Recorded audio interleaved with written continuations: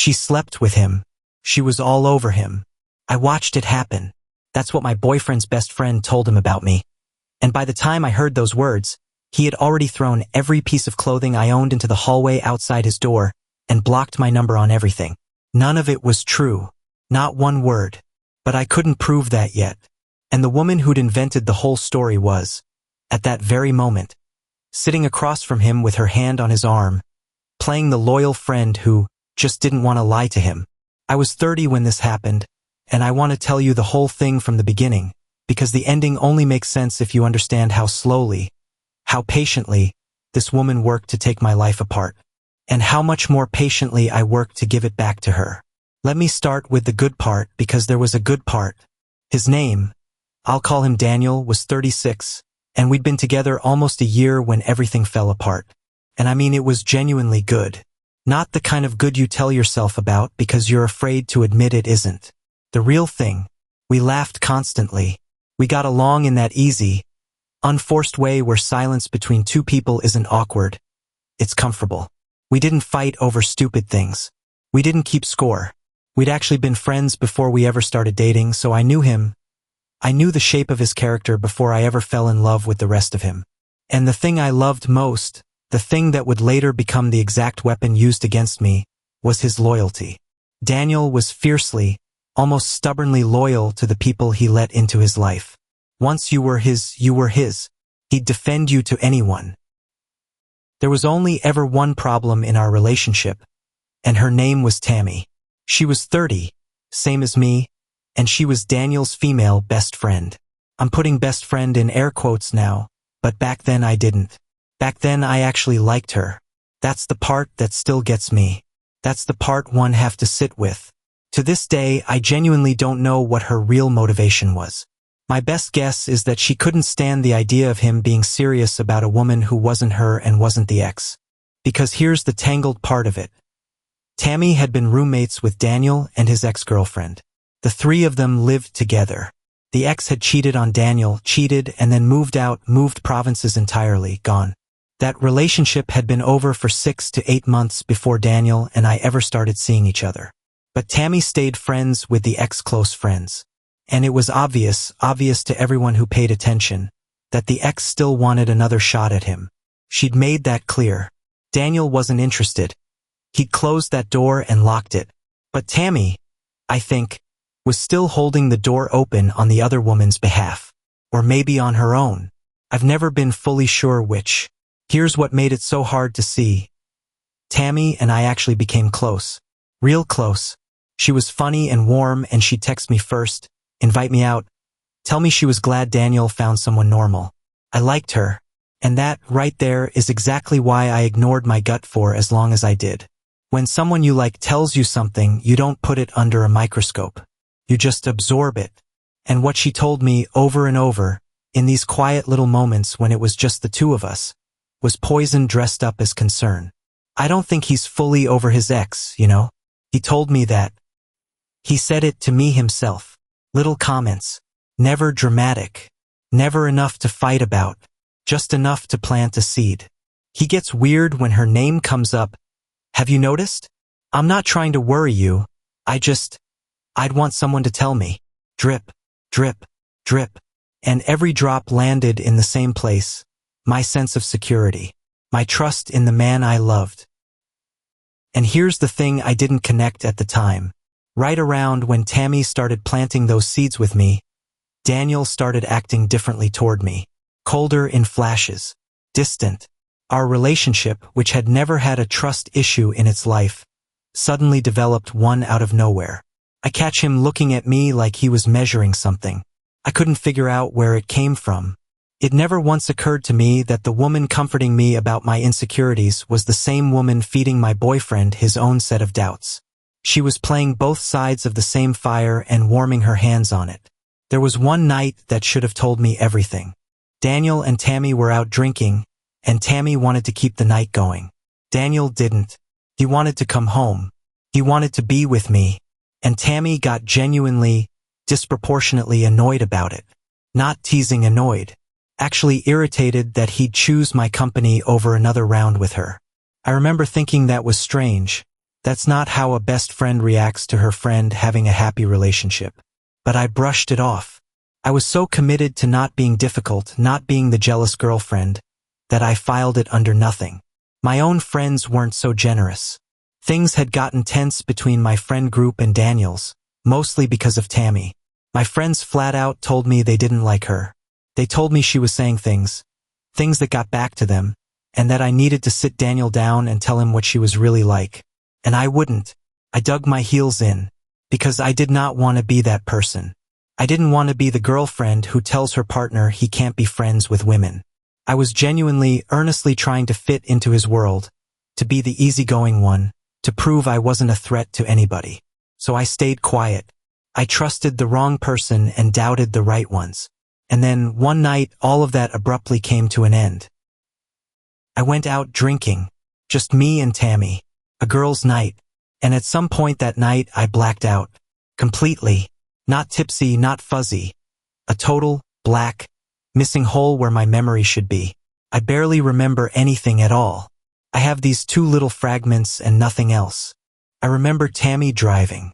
And I remember some guy, a man she said she knew, someone she introduced, being around us. That's it.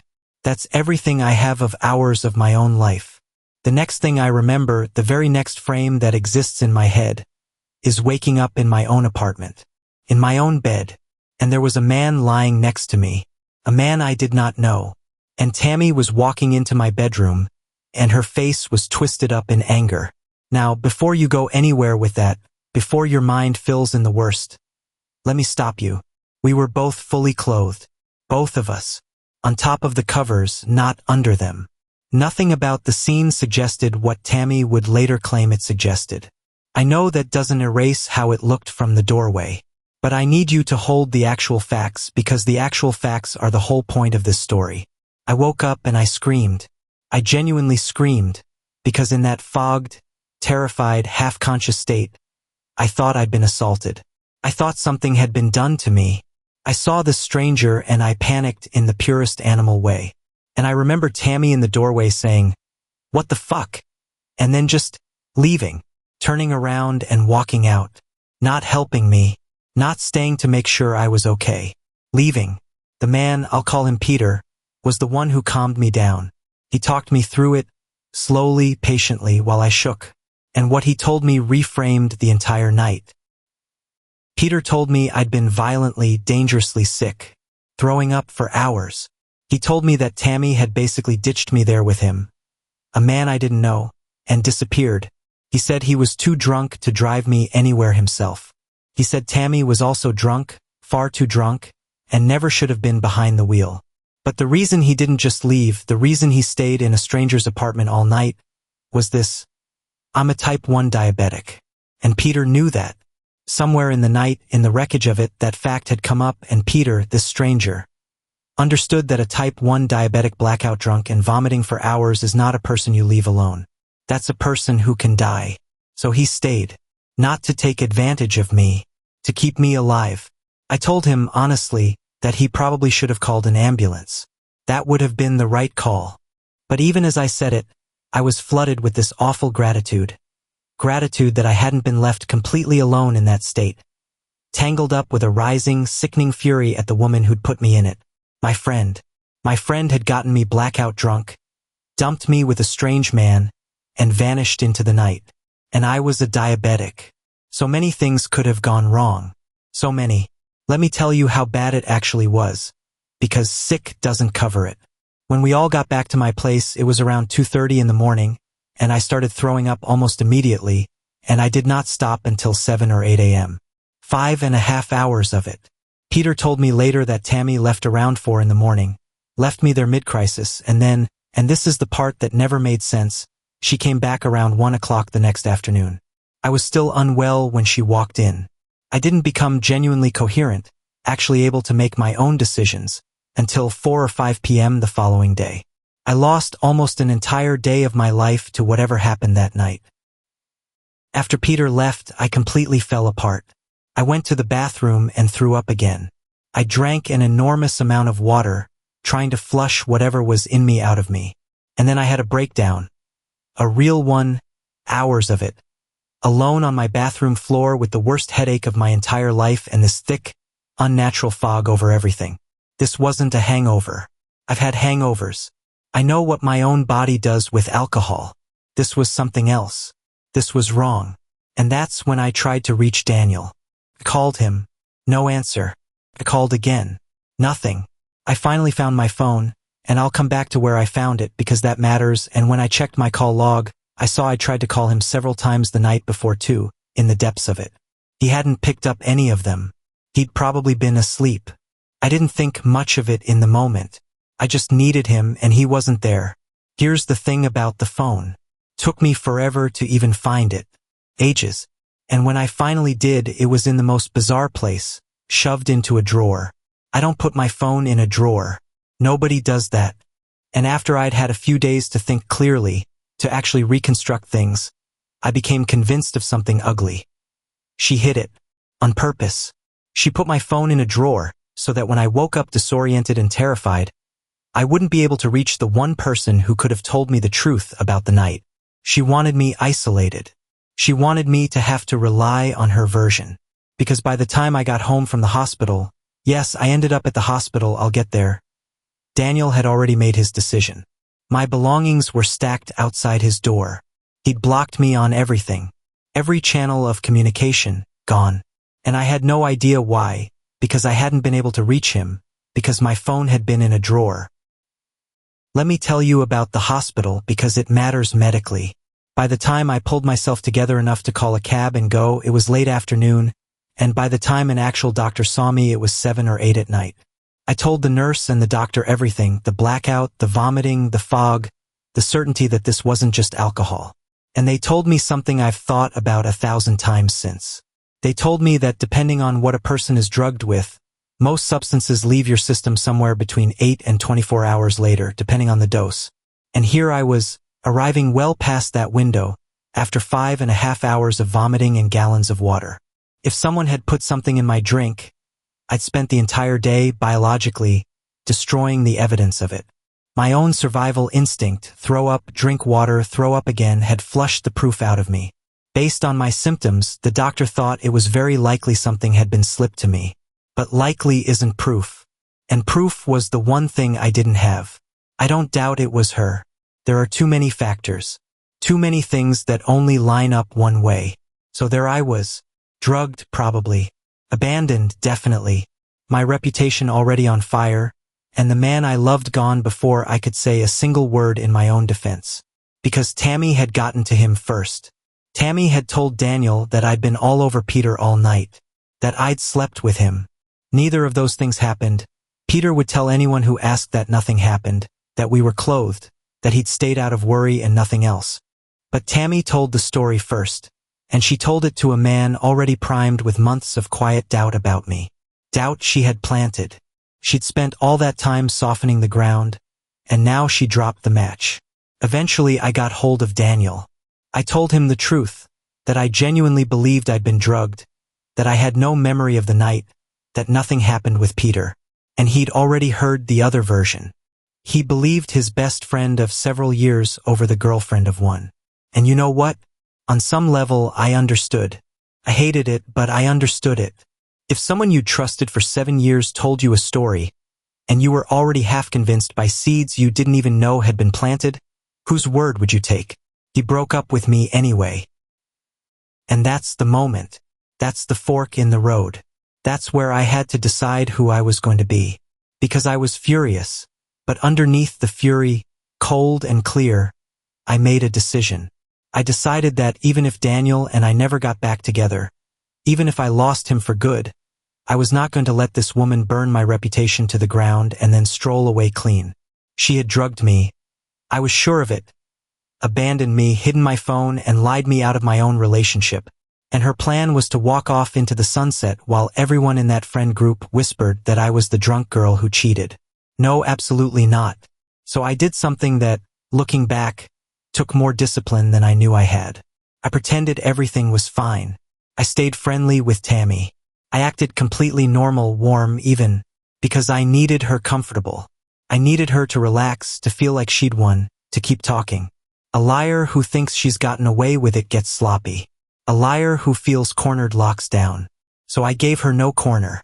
I gave her a comfortable chair and a friendly ear, and I waited. Now let me ask you something before I tell you what happened next. Put yourself in my shoes. Drugged, dumped, your name being dragged through the mud by someone you thought was a friend, and the one person who could clear you refuses to listen. What would you have done in this situation? Let me know in the comments. I genuinely want to know if you'd have walked away, or if you'd have done what I did. What I did was start reconstructing the night like a detective. Piece by piece. I went back to the same bar, and I found the bartender who I actually knew personally. I asked her everything. What did she see? Who did I talk to? How was I acting? Was I drinking more than usual? Or did something seem off? I gathered every scrap she had. Then I went to Peter. Peter, the stranger who'd stayed to keep me alive. He confirmed, without hesitation, that absolutely nothing happened between us. And he told me more. He told me Tammy had been acting strange all night. Off, agitated, not herself. And he told me the sequence again, plainly. When I started throwing up, when I became a genuine medical problem, Tammy left me there. With him. A man I didn't know. She handed her sick, drugged, diabetic best friend off to a stranger and drove away drunk. And then she came back later, which meant she'd driven home drunk and then driven back drunk, at 1 in the afternoon, to check on me. So she left, then came back. Right? Sure. I talked to other people who'd been there that night, too. Different people, different vantage points. And here's what happened as I collected them. The more perspectives I gathered, the less Tammy's story held together. Every honest account contradicted her version in some small way, and the small ways started stacking up into a mountain. Meanwhile, Tammy was still telling me a story, a shifting one. Now she was insisting that all she'd ever told Daniel was that she saw Peter and me in bed together, and that she wasn't going to lie to him. Notice the retreat. The all over him, the slept with him. Those had quietly evaporated.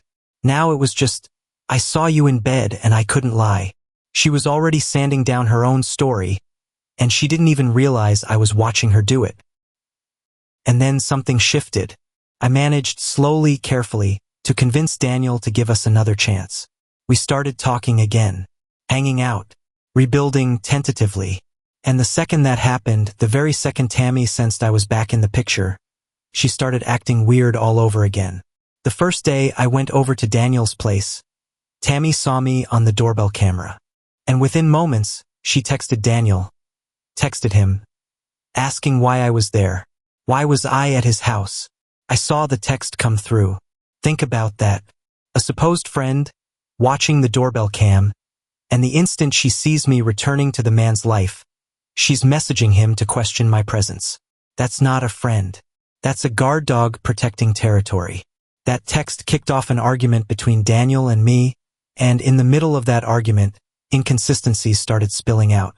Things Tammy had told him about me. Things Tammy had told me about him. We laid them side by side for the first time. The doubts she'd fed each of us in private, and they didn't match. They couldn't both be true. Daniel started to see it. Started to realize she might have been playing both sides all along, whispering different poison into different ears. But he still couldn't fully accept the worst of it.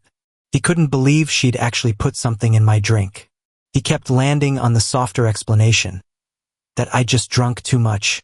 Because the alternative meant his best friend of 7 years was a monster, and no one wants to look directly at that. So I realized something. Suspicion wasn't going to be enough.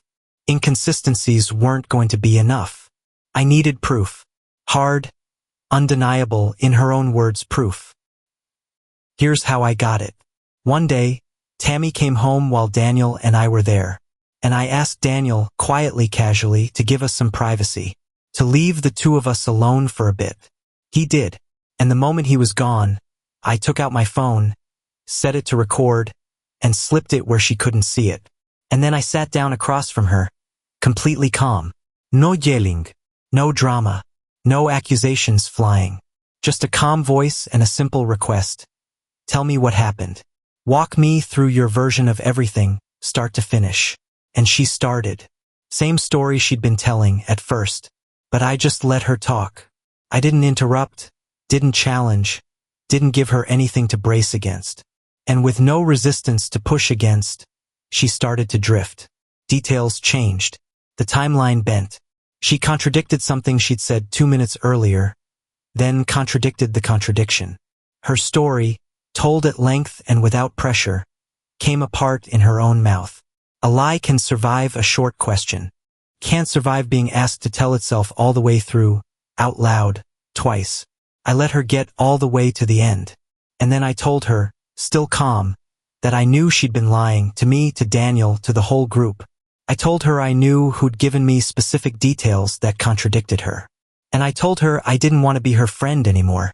Clean. Done. And she sat there.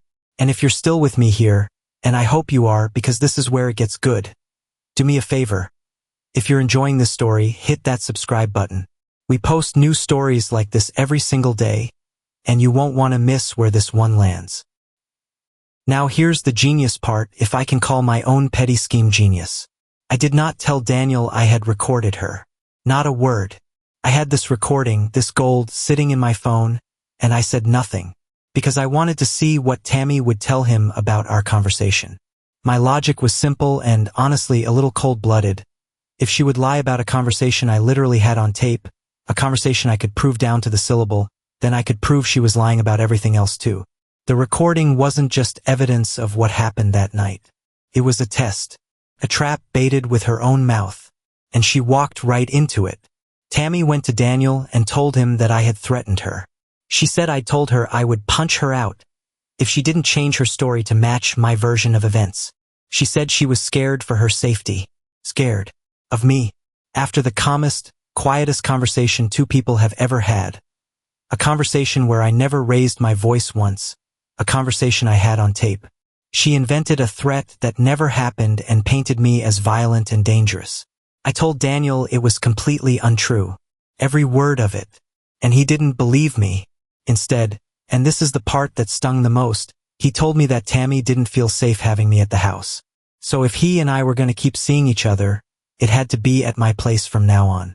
His best friend had cried wolf, and he'd moved to protect the wolf. Now, to be fair to Daniel, and I do try to be fair to him because I know him and I know his heart, he wasn't fully on her side anymore either. He told me he'd already lost most of his trust in her. He told me he was planning to move out as soon as he found another place, that things had gotten far too dramatic, and that he wanted to put distance between himself and Tammy regardless. He said he had faith in me, but he was conflicted, and I understood the conflict even as it wounded me. 7 years. He'd been loyal to this woman for 7 years, and loyalty was the truest thing about him. It was one of the reasons I loved him. So of course he was tangled. Of course he couldn't just flip a switch and cast her out on my word. But move it to your place and I'll relocate eventually was not enough for me. Not even close. Because that outcome still let Tammy win. It still left my name smeared across the friend group. It still let her keep the narrative that I was the crazy, drunk, cheating, threatening girlfriend. Daniel distancing himself quietly wasn't justice. It was just Tammy losing one friend while keeping her whole reputation intact and mine in ashes. I wasn't going to accept that. I wasn't going to let her walk away with her story still standing. So I did the hardest thing yet. I did nothing. I let her keep talking. For about 2 weeks, I let Tammy run free. I let her spread her version of events all through the friend group. The threats, the fear, the whole invented saga of the dangerous, unstable ex-girlfriend. I sat on the recording and I let her dig. Every lie she told to another person was another shovelful of dirt out of her own grave. And she had no idea. She thought silence meant she'd won. She thought I'd given up. She got comfortable. She got bold. And she got sloppy exactly like I knew she would. And then, through someone else in the group, I heard her latest lie. The newest, boldest version of the story. And I knew. It was time. I sat Daniel down. No warning, no big speech. I just told him I had something he needed to hear. And I played the recording. I watched his face while it played. I watched Tammy's calm, contradicting, self-destructing voice fill the room. I watched him hear, in her own words, the story fall apart, and then, in his own memory, layer that against the threat she'd claimed happened in that exact conversation. The threat that plainly, provably, was never made. He was completely shocked. He'd already stopped trusting her, yes, but this was another level entirely. This wasn't a friend who'd exaggerated or gotten confused. This was a person who had lied, systematically, to two people she claimed to love, and had very nearly succeeded in destroying the best relationship he'd ever had. He was sick over it. Physically sick. Because now he could hear exactly how thoroughly he'd been played. He moved out immediately. Not eventually, immediately. He couldn't stand to be under the same roof as her for another night. He stayed at my place until he found a new rental of his own. And together we went to the friend group and we told them the truth. That I had recorded her, that the recording existed, and that she had lied about basically everything, the night, the threat, all of it. And here's the part that still makes me laugh, even now. After everything, after all the scheming and the seeds and the drugging and the doorbell cam texts and the invented threats, after all of it, Tammy did absolutely nothing. Nothing. She didn't defend herself. She didn't respond to a single message. She didn't try to fight it, didn't try to spin it, didn't offer her own recording or counterstory or explanation. She just went silent. And then she moved. She packed up and left, stopped talking to everyone in the group, and basically vanished off the face of the earth. She embarrassed herself so completely, so publicly, that she removed herself from the entire world she'd built. She didn't get exiled. She self-deported. And I think that's the most fitting ending of all. Not a big confrontation, not a screaming match, just a woman who built her whole social life on lies, watching those lies get played back in her own voice, and having absolutely nothing left to say. Before I give you the very best part, let me ask you one last thing. Knowing everything now, the 2 weeks I let her keep lying, the recording I sat on, the way I let her expose herself instead of just confronting her outright, drop a comment below and tell me, do you think we made the right call? Was it justice, or was it just petty? I go back and forth on it myself. Because here's the best ending I could have asked for. Daniel and I just celebrated 4 years together. For years. That drugged, abandoned, slandered girl on the bathroom floor with the worst headache of her life, certain she'd lost the man she loved forever. She had no idea that on the other side of all of it was a genuinely happy, genuinely peaceful life with the exact person she was fighting for. We built something real. Something quiet and steady and free of anyone standing in the doorway watching a camera, waiting to tear it down. And when I look back on all of it now, the thing I keep landing on is this. Tammy's greatest weapon was never the lie itself. Anyone can lie. Her weapon was patience. The slow, quiet, drip-by-drip planting of doubt in two people who trusted her, played against each other in private where neither could see the other's version. She almost won because she was willing to be patient about ruining me. In the end, the only thing that beat her was being more patient about the truth. I didn't have to raise my voice. I didn't have to threaten anyone. I just had to be willing to wait, to stay calm, to let her talk, to let a liar do the one thing a liar can never resist doing, which is keep lying until the truth catches up. She built her whole plan on the idea that I'd react, that I'd rage, or crumble, or run. And the one thing she never planned for was that I'd simply sit still, hit record, and let her hang herself with her own words. The truth doesn't always shout. Sometimes it just presses record and waits. Hey, we are pushing toward 1,000 subscribers on this channel, and your support is the only reason we are anywhere close. If you are not subscribed, please tap that button. Thanks for making this dream come true.